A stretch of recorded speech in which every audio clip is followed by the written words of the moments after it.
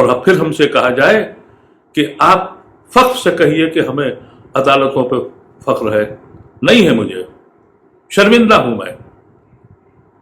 मैं तो शर्मिंदा हूं अपने मुल्क से, मैं तो शर्मिंदा हूं यहाँ की जुडिशरी से, मैं शर्मिंदा हूं यहाँ की पुलिस से, और मैं शर्मिंदा हूं उन सारे लोगों से जिनमें बोलने की सलाहियत नहीं है।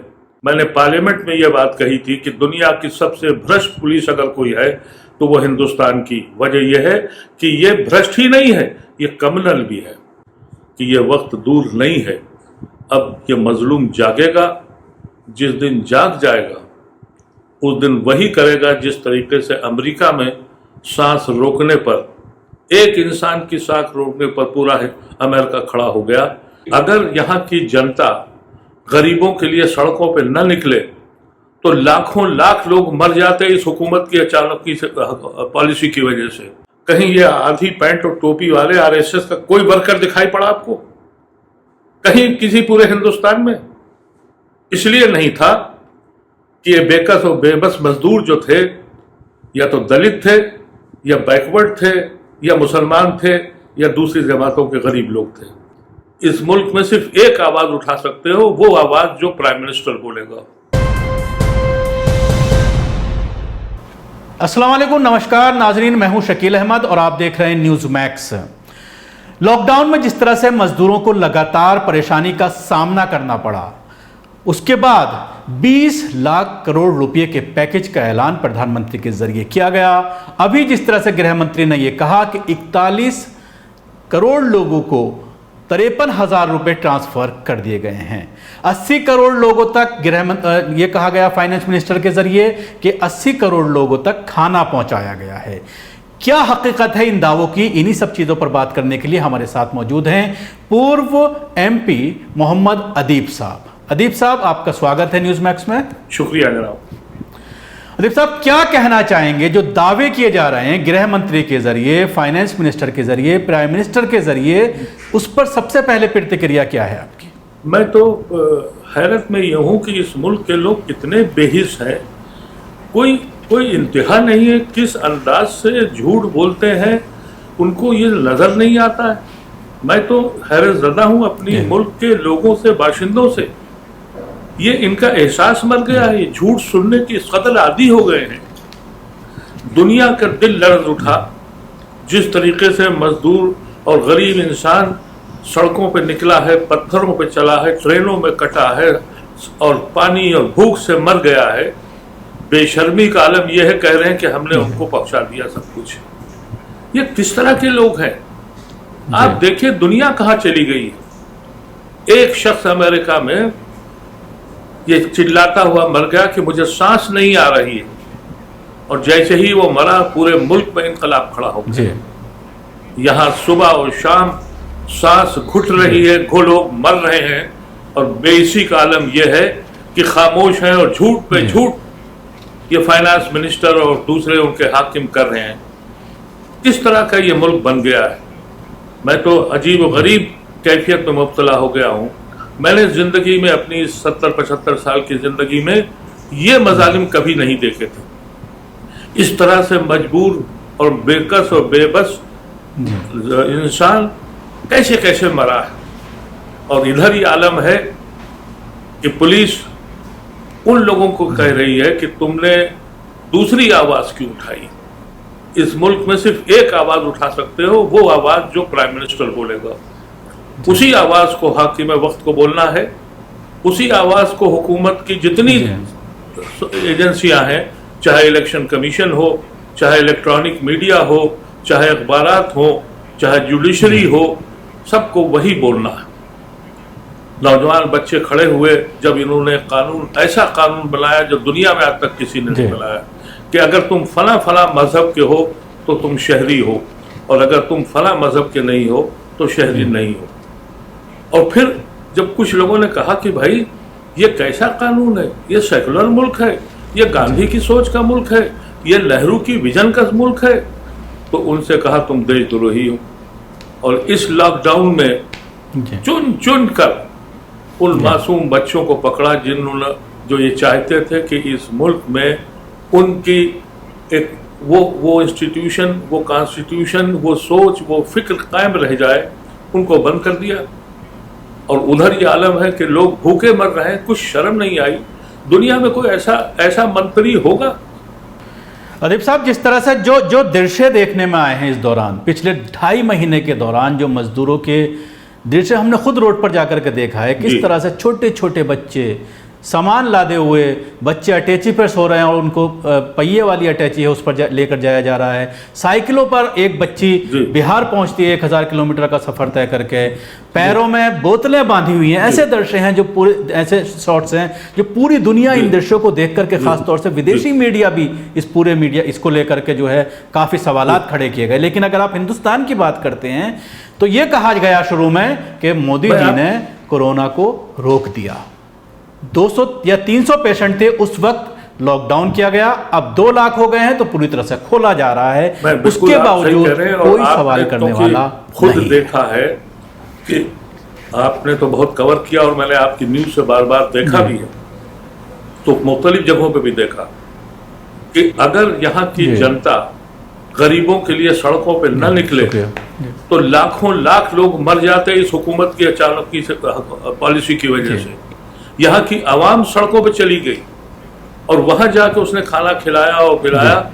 यहाँ तक कि ट्रेन अगर चलाई तो पैसे ले लिए, और ट्रेन इस तरह से चली कि 5 दिन के बाद तो 10 दिन के बाद पहुंची। और बेशरम मिनिस्टर क्या कहता है, हर ट्रेन अपनी मंजिल को पहुंच गई। अब आप तसव्वुर कीजिए, और वो आदमी मंत्री है, कोई पूछने को तैयार नहीं है कि ये वही मुल्क है जहां लाल बहादुर शास्त्री के जमाने में एक ट्रेन का एक्सीडेंट हो गया था, उन्होंने इस्तीफा दे दिया था। ये वो मंत्री है जिसने हजारों लोगों को भूखों मार डाला, न जाने कितनी सांसें घुट घुट के मर गई कोई, और आज वो कह रहा है कि हमने बड़ा कारनामा किया। कोई पूछने वाला नहीं। वजह यह है कि सबको पता है कि यहाँ वही आवाज चलेगी जो हाकिम वक्त या प्राइम मिनिस्टर ने बोल दी। जब अदालतें मुजरिमों से पूछ के फैसले करने लगे, और वो पुलिस जो दुनिया की सबसे भ्रष्ट पुलिस है, मैंने पार्लियामेंट में यह बात कही थी कि दुनिया की सबसे भ्रष्ट पुलिस अगर कोई है तो वो हिंदुस्तान की। वजह यह है कि ये भ्रष्ट ही नहीं है, ये कम्युनल भी है। और इसमें 2 चांद इसलिए लग गए कि उसे मालूम है अदालतें बोलेंगी नहीं, अखबार खामोश रहेंगे, टेलीविजन को वही आवाज़ निकालनी है जिसका हाकिम वक्त ने ऐलान कर दिया है। ऐसी शक्ल में कोई मुझे यकीन नहीं आता। लोगों को यकीन होगा, उनको बड़ा गर्व होगा। मैं तो शर्मिंदा हूँ अपने मुल्क से, मैं तो शर्मिंदा हूँ यहाँ की जुडिशरी से, मैं शर्मिंदा हूँ यहाँ की पुलिस से, और मैं शर्मिंदा हूँ उन सारे लोगों से जिनमें बोलने की सलाहियत नहीं है। अगर किसी जमहूरियत में सिर्फ एक आवाज़ सुनाई पड़े शकील साहब, वो जमहूरियत नहीं होती है। जो दूसरी आवाज़ उठाएगा वो जेल जाएगा, वो देशद्रोही होगा। ऐसे हालात में भी कई बोलने को तैयार है नहीं। जिस तरीके से अपनी आवाम को भूखा मारकर झूठ की ये इंतहा कर दी, हमने इतने पैसे भेज दिए। आपको याद है यही नरेगा की पॉलिसी जिसके ऊपर हिंदुस्तान के लिए पूरी दुनिया में डंके पिटे थे कि कोई ऐसा मुल्क है जिसने अपने गरीबों के लिए मिनिमम आमदनी का जरिया पैदा कर दिया। मोदी साहब आए तो उनका सबसे बड़ा फ्रॉड नरेगा है। अब नरेगा में कह रहे हैं कि हम पैसे और डालेंगे, 88% लोगों को पहुंचा देंगे, जबकि नरेगा का कार्ड जो है वो कुल 16% के पास है। कैसे पहुंचा देंगे जब वो रजिस्टर्ड ही नहीं है। लेकिन एक तमाशा है। मैं समझता हूं कि मीडिया के अगर सिंसियर लोग हैं उनको गवर्नमेंट की ये झूठी खबरों का बाइकाट करना चाहिए, कह देना चाहिए हम नहीं दिखाएंगे, इसलिए कि झूठ बोलकर तुम जख्मों पे और नमक मत छिड़को। लेकिन मुश्किल यह है कि वो सब के सब ये मीडिया के जो लोग हैं ये दौलत कमाने के लिए फैक्ट्रियां बन गई। किसी मुल्क में गांधी ने हरिजन अखबार निकाला था, वो पैसा कमाने के लिए नहीं था, वो इंसानों को जगाने के लिए था। मौलाना आज़ाद ने अल हिलाल अल बिलाग अखबार निकाला था, पैसा कमाने के लिए नहीं बल्कि तहरीक चलाने के लिए। अब जो अखबार निकल रहे हैं वो ताजिर, वो दौलतमंद लोग निकालते हैं। जी। जो जिस तरह से लोग कार की फैक्ट्री लगाते हैं, ऐसे ही ये मीडिया हाउस मिलता है। अदीब साहब, जिस तरह से मीडिया को अपना रोल अदा करना चाहिए था वो नहीं कर रहा है। दूसरी तरफ अगर हम देखते हैं तो कहीं ना कहीं सबको डरा करके रखने की कोशिश की जा रही है। तीसरी बात अगर हम बात करते हैं, जिस तरह से हिंदू मुस्लिम करके फ़ायदा उठाया जाता है। अभी जिस तरह से कोरोना की शुरुआत में तमाम ही चैनल अंताक्षरी खेल रहे थे बैठ करके, लेकिन 31 तारीख को जब तबलीगी जमात का मामला सामने आया तो ऐसा लगा कि जैसे मीडिया को एक संजीवनी मिल गई। और उसके बाद जिस तरह का माहौल पूरे देश में पैदा किया गया, गांव-गांव तक नफरत फैला दी गई मुसलमानों को लेकर, सब्जी फरोश और उसके अलावा सबको दिक्कत का सामना करना पड़ा। जो गाँव से दूध लाते थे, दूधिया, उनको एंट्री तक नहीं मिली गाँव में। तो कहीं ना कहीं जहर जो फैलाया गया और हिंदू मुस्लिम में बांट करके अपना सियासी फ़ायदा उठाने की कोशिश की जा रही है। लेकिन जिस तरह से मजदूर इफेक्टेड हुआ है, गरीब परेशान हुआ है, तो क्या लगता है आपको कि इसका कहीं सियासत पर कोई असर पड़ने वाला है आने वाले वक्त में?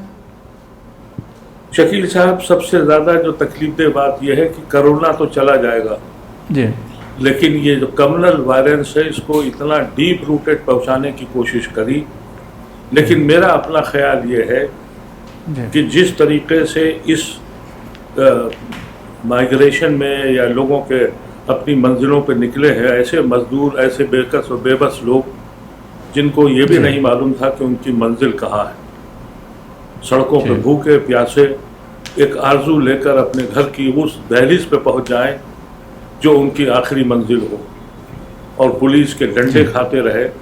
लेकिन उन लोगों ने, जो जनता यहाँ की आवाम थी, उसने जो खिदमत करी, जो पानी और खाने पिलाया, मैं बड़े फख्र से कहता हूँ कि पूरे हिंदुस्तान में अक़लियत, मुसलमान, सिख और दूसरी अक़लियतों ने जिस तरीके से दिल खोल के इनकी मदद करी है, इनके दिलों में जो जहर डाला गया था आरएसएस के जरिए, उसमें ज़रूर नमी आएगी।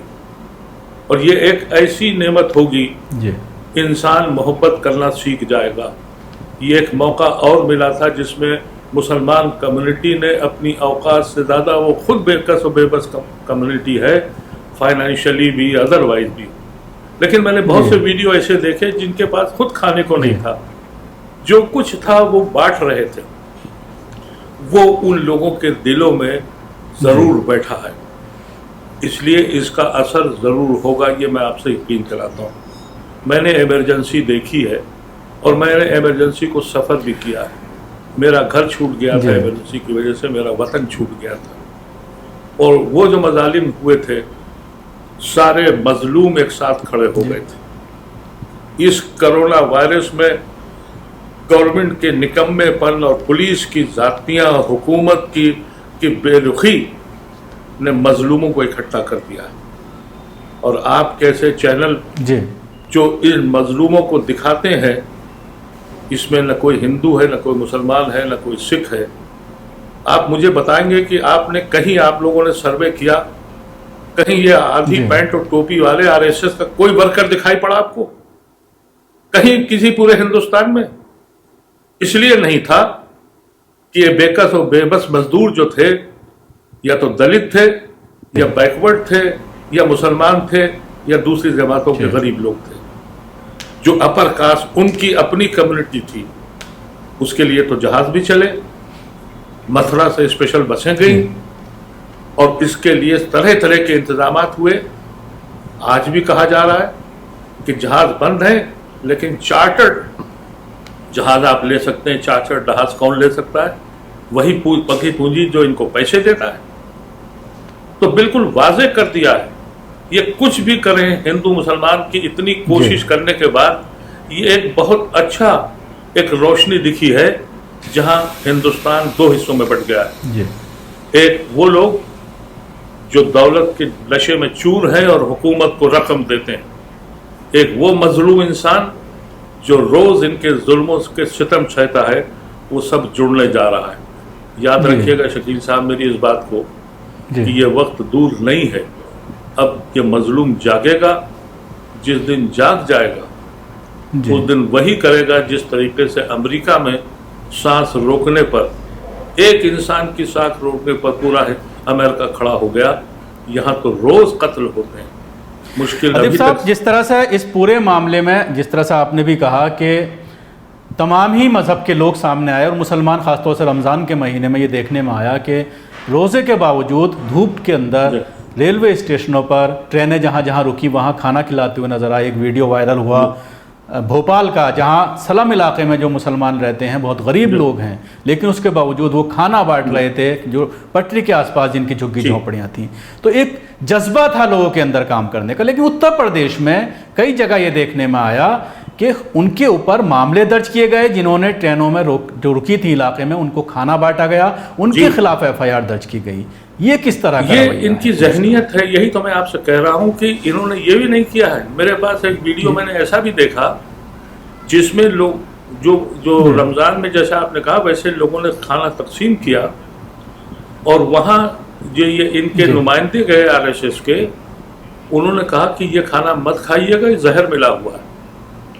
उन लोगों ने, बेचारों ने आगे जाके वो खाना फेंक दिया और बाद में जब दूसरे लोगों ने समझाया तो भाई ये तुमने खाना क्यों फेंका, तो उन्होंने कहा इसमें जहर मिला हुआ है। उनका हम तो खा रहे हैं जी। तब उन्होंने कहा हमको ये RSS के लोग और जो जनता पार्टी, ये जो इनकी जो BJP है, इसके युवा बता के गए BJP। अब आप अंदाजा कीजिए कि इसकी जहनियत क्या है इनकी। लेकिन मैं आपको यकीन के साथ कहता हूँ कि गांव में जो लोग ये पहुंचे हैं सफर कर करके हजारों किलोमीटर के, अपने गांव में पहुंच के जो रुदात उन्होंने सुनाई है हाकिम वक्त की और पुलिस की, और जो मजलूमों की मदद रास्ते में की है, वो डिस्कशन का इस वक्त मौजू है हर गांव में। ये कितना ही जहर फैला लें, ये रमज़ान का मुबारक। अदीब साहब, आखिरी सवाल करना चाहूंगा, जो 20 लाख करोड़ का जो पैकेज अनाउंस किया गया प्रधानमंत्री के जरिए, देखिए इस पर क्या कहना चाहेंगे? मैं तो पहले दिन से ये समझ गया था कि ये कोई इवेंट का किस्सा है, लेकिन जब मैंने पूरे इकोनॉमिस्ट जो प्रोमिनेंट लोग थे जो इससे वाकिफ हैं, तो मेरी तरीके से ये वाजे हो गया पूरी, बल्कि दुनिया भर के मैंने सारे जो जितने इकोनॉमिस्ट थे उनको सर्वे करके देखा, ये GDP का 1% है, यानी 1.5 से 1 से और 1 के 1.5 के बीच में। लेकिन कह दिया तो कह दिया, जिस तरीके से आप अंदाजा कीजिए कि नोटबंदी कह दिया कि सब कुछ ठीक हो जाएगा। मुश्किल ये है कि इस मुल्क में मुसलमान की बात नहीं कर रहा हूँ मैं, अवाम की बात कर रहा हूँ। अवाम जो है बेहिस है। हमारी तारीख बताती है, अगर किला फतेह कर लिया, जिस बादशाह ने और जिस लुटेरे ने आके किला फतेह किया, वो जमीन उसकी हो गई। यहाँ तो सिर्फ ये आवाज सबसे पहले गांधी ने दी थी। अब गांधी तो चले गए, गांधी को मार दिया, अब गांधी की तहरीक को खत्म कर दिया। लोगों को एहतिजाज करना आता ही नहीं। यहाँ किला फतेह कर लो, किसी सूरत से पार्लियामेंट जीत जाओ, और पार्लियामेंट जहर फैला के जीत गए, ये नारा लगा के सबका साथ सबका विकास, इसमें लोग धोखा खा गए। इनको 5 साल में मौका मिल गया कि दिलों को ऐसा बांट दो कि फिर इनको रोजी की फिक्र न रहे, रोटी की फिक्र न रहे, कारखाने की फिक्र न रहे, किसान की फिक्र न रहे, सिर्फ मियाँ की फिक्र रहे कि मियाँ को सजा कैसे देंगे। दूसरा इलेक्शन ये इस पे जीत गए। उसके बाद आपने देखा कि इस पिछले 1 साल में जो इस मुल्क ने देखा है, जिस तरह की बेशर्मी पार्लियामेंट से लेकर और माफ करें अदालतों तक है, पूरा दुनिया हिल गई कि इस एक सवाल पर कि कोई ऐसा कानून आ सकता है जो मजहब के नाम पर हो। इसकी आवाज सुप्रीम कोर्ट तक नहीं पहुंची। 1.5 किलोमीटर है पार्लियामेंट से सुप्रीम कोर्ट, वो नहीं सुन पाया। अभी उनको नहीं पता लगा कि भाई ये भूख से लोग क्यों मर रहे हैं। कहा यह गया कि गिरफ्तारी किस बात पे हो रही है कि इन्होंने डेमोन्स्ट्रेशन में हिस्सा लिया था। गांधी के मूवमेंट के बाद पहली बार गांधीनियन मूवमेंट पूरे हिंदुस्तान में ऐसा हुआ जो नॉन वायलेंस पे बिलीव करता था। लेकिन सबके ऊपर दंगों के आरोप लगा दिए गए हैं। जी, दंगों के आरोप लगा दिए गए। अभी मैंने कल अखबार में पढ़ा कि अब तबलीगी जमात, वो जो आम आदमी पार्टी का MLA था, उसका भी कनेक्शन जोड़ दिया गया। अभी इसके बाद कोई FIR ऐसी भी आ सकती है कि कि ये इमरान खान हुसैन नाम है शायद इसका, है मैंने देखा, ताहिर हुसैन। अब जी, कोई जी। ताज्जुब नहीं है कि इनको इमरान खान का भी एजेंट बता दें पाकिस्तान से, और वो बना जी, देंगे। जी जी और जो हमारी अदालत है वो तो हुक्म जी। के एतबार से फैसला करती है, नहीं तो सुनती नहीं है। 10 महीने हो गए, 10 जी, महीने शुक्रिया हो अदीब गए भाई, कश्मीर के जी, जी। चीफ मिनिस्टर और वहां के लोग जी। जेल में बंद हैं। सुप्रीम कोर्ट के पास वक्त नहीं जी। है सुनने के लिए, इमरजेंसी नहीं है। लेकिन अर्नाब गोस्वामी ने जिस जी। तरीके से दंगा नाच नाचा, 12 घंटे के अंदर उसको बेल दे दी गई। और अब फिर हमसे कहा जाए कि आप जी। फख्र से कहिए कि हमें अदालतों पर फख्र है। नहीं है, मुझे शर्मिंदा हूं मैं। जी ये कैसी अदालतें कि आप सोचिए कि कमाल की बात है कि कोई जज, एक जज ने अभी 2 दिन पहले एक बेंच है गुजरात हाई कोर्ट ने वहां के जो मंजर था वहां के अस्पताल का, उसका जिक्र कर दिया। उसी दिन ट्रांसफर हो गई वो बेंच, दूसरी बेंच को दिया गया। उसने सबसे पहला काम ये किया और उसने कहा कि ये तो बेहतरीन काम किया हूं, नहीं तो जाने कितने मर जाते। किसके यकीन करेंगे आप? मैं समझता हूं ये जो इन्होंने पैकेज का ऐलान किया है, ये एक मजीद एक झूठ, और ऐसा झूठ जो सब उनको खुद मालूम है कि कोई यकीन नहीं करेगा। लेकिन वो मासूम लोग जो बेचारे समझ नहीं पाते हैं, जिनकी तादाद हमारे यहाँ बहुत ज़्यादा है, जी वो उनको इलेक्शन में जिताने की कोशिश करेंगे। अभी तो बिहार का इलेक्शन आ रहा है, जी उससे पहले देखिए क्या क्या नहीं होता है। जी, शुक्रिया अदीब साहब बात करने के लिए। जिस तरह से आपने अपनी बेबाक राय रखी, ख़ासतौर से पैकेज को लेकर, मज़दूरों के हालात पर लेकर, अपने नाज़रीन से मैं कहना चाहूँगा हमारे इस चैनल को सब्सक्राइब करना ना भूलें, इसके साथ ही बेल आइकन ज़रूर दबाएं। धन्यवाद।